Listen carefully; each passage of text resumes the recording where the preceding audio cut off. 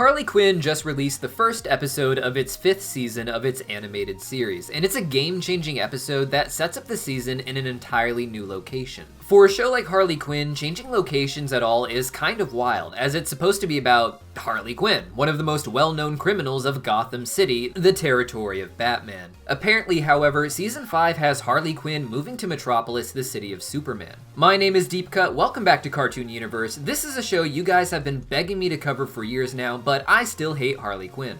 So here's my buddy Tony Bones to do that for me. Thanks, Mr. Deepcut. I've been very interested in what they've done with Harley Quinn over the years, from the Suicide Squad to the Birds of Prey film, but I hadn't actually seen the show until Deepcut asked me to talk about it. I found it wild that Season 5 was going to start with Harley Quinn moving to Metropolis. But if I'm being honest, this wasn't even one of the show's top craziest moments. When Harley Quinn premiered its first season, it introduced a chaotic yet refreshing lens on the DC Universe, anchored by Harley's breakup with the Joker and her quest for independence. With Harley as the focus, the show got to be a bit more absurd, showcasing a sense of humor that the DC Universe wasn't really known for at the time. It was an irreverent approach to what had been established in the films, more of a self-parody or satirical take on how crazy and dysfunctional DC films had become. Part of its charm was that it approached Harley's hijinks like a sitcom would, with The Mary Tyler Moore Show being a big influence on the creators. The Mary Tyler Moore Show was about a woman trying to balance her career and personal life. Harley Quinn also does that, but with crime and murder. They even gave Harley a zany friend group made of villains like Clayface and King Shark, and a will they won't they arc in her friendship with Poison Ivy. Season 2 built off of this, ending with Harley Quinn and Poison Ivy getting together after Ivy's marriage to Kite Man went awry.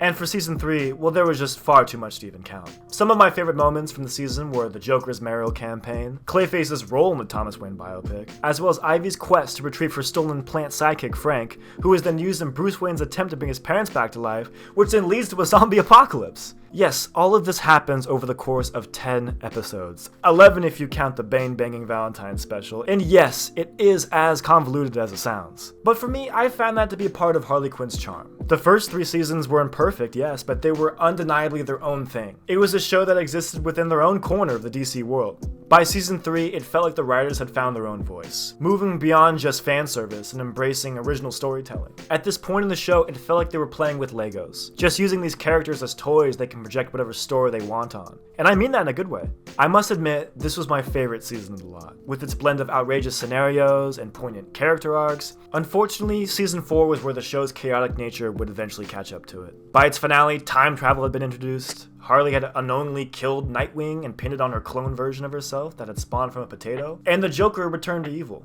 The show was in desperate need of a soft reboot. There was still plenty of fun to be had, but I just felt like something was missing. The season focused primarily on Harley Quinn joining the Bat family, and while that started off interesting, the execution just felt pretty one note. Same can be said for Ivy, who is now leading the Legion of Doom. I was a fan of her eco-friendly villainy. I liked her environmentally conscious evil plans, but by the end of the season we were focusing way too much on Lex Luthor's fragile ego. As for the rest of the season, it just felt weak. Players like King Shark and Clayface were basically written to cameo appearances, which bummed me out. Harley's sitcom supervillain friends were a large part of what made the show work early on. I understand that dynamics change and shows should be allowed to evolve, but there was also a way of handling that evolution with care. Everything in regards to the 4th season's execution just felt a bit awkward. They had spent 3 seasons setting up the characters into interesting new paths, just for it all to be dropped in favor of shock value and wild twists, doing nothing except creating plot holes in the process. Yes, the show was always a little all over the place, but there was a method to the madness. As opposed to previous seasons where the show picked up steam as it continued, this season seemed to regress as it furthered along. Now maybe this all felt a little more riveting for the viewer who had been following this show week to week, but for someone like me, who watched 4 seasons all in one go, I was just left fatigued by the end of the 4th season. And with that in mind, it's nice to see the change of location from Gotham to Metropolis, even if I went into this season expecting something with the Gotham City Sirens, since that's how Season 4 ended. Season 5 addressed this really quick with some fun jokes about their group not quite working out, and if I had to guess, this change was likely motivated by the original showrunner Dean Lorey returning for Season 5, who would want to take it in a different direction than what Season 4 had been building towards. Season 5 began with Harley and Ivy unemployed, and Gotham just falling apart, which is saying a lot for the crime capital of the DC world.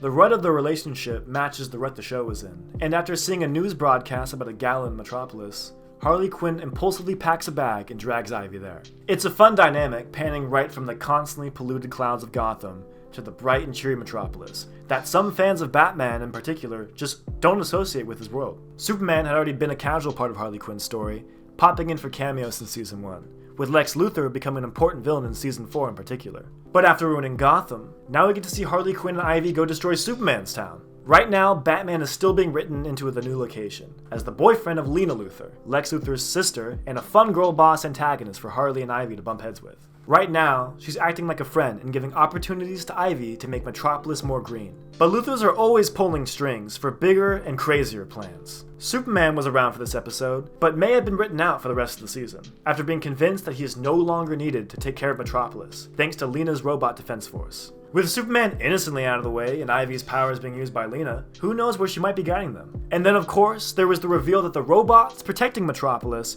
were set up by Brainiac, something established in the Kite Man spinoff I did not watch. There's a lot of really cool directions that this show could go, but what do you guys think? Let me know your thoughts down below, and please don't be mean. I'm quite shy. It is I, Dr. Cyborg, and I have come to steal the treasure you care about most! Not the magic crystal! No! Racer, help me!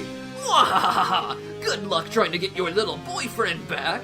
No! Not my boyfriend! Boyfriend? Wait, what did I say?